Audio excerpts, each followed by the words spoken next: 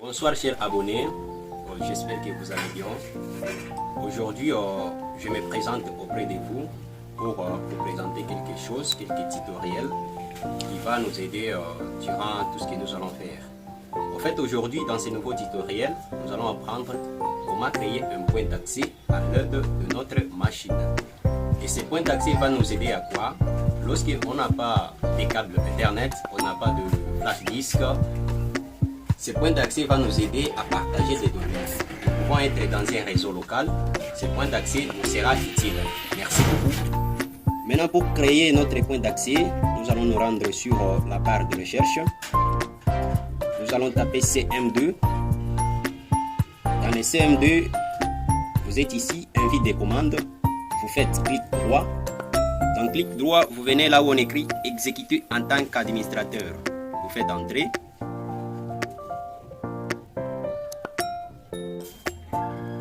Voilà les tableaux noirs qui va apparaître devant vous sur votre écran. C'est dans ces tableaux où on aura à taper quelques commandes qui vont nous aider bel et bien à créer notre point d'accès. La toute première commande, nous allons taper net. Excusez en minuscule, net WLAN show driver. Net WLAN show driver. Après ça, vous faites entrer. Voilà, il y a un message qui apparaît ici. Si vous le voyez. Prise en charge du mode FIPS 14.0-D, oui. Si on dit oui, c'est-à-dire ce qu'on a tapé, ça a exécuté. Et si chez vous on dit non, c'est-à-dire vous pouvez mettre vos pilotes à jour. Maintenant, la deuxième commande, je m'excuse, nous allons taper net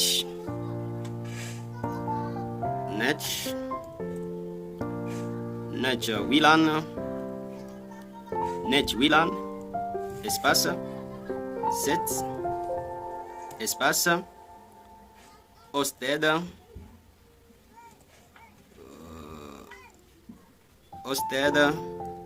network hosted network, espace mode. Ici nous allons mettre égal. Ici nous mettons égal. Nous mettons allo. Nous mettons espace SSID. Nous mettons égal.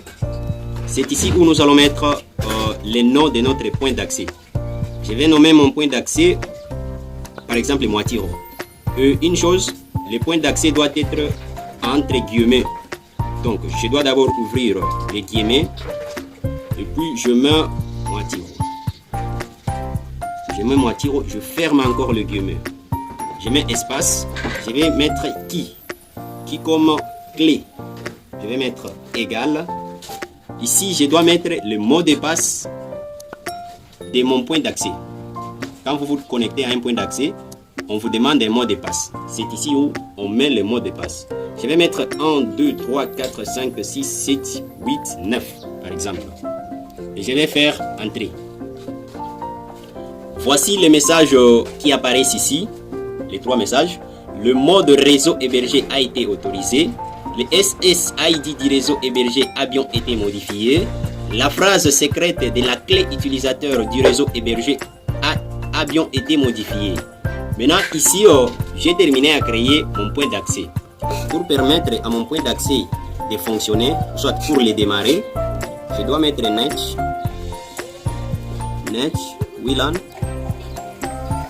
WLAN start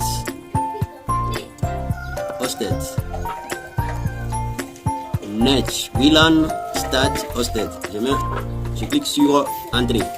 Voilà, on me dit, je m'excuse, on me dit ici, le réseau hébergé a démarré. C'est-à-dire, mon point d'accès a démarré. C'est-à-dire, je peux utiliser mon point d'accès. Maintenant, comment je dois vérifier si ce que je fais est vrai? Je dois récupérer mon téléphone. Les amis, je dois me rendre sur mon téléphone.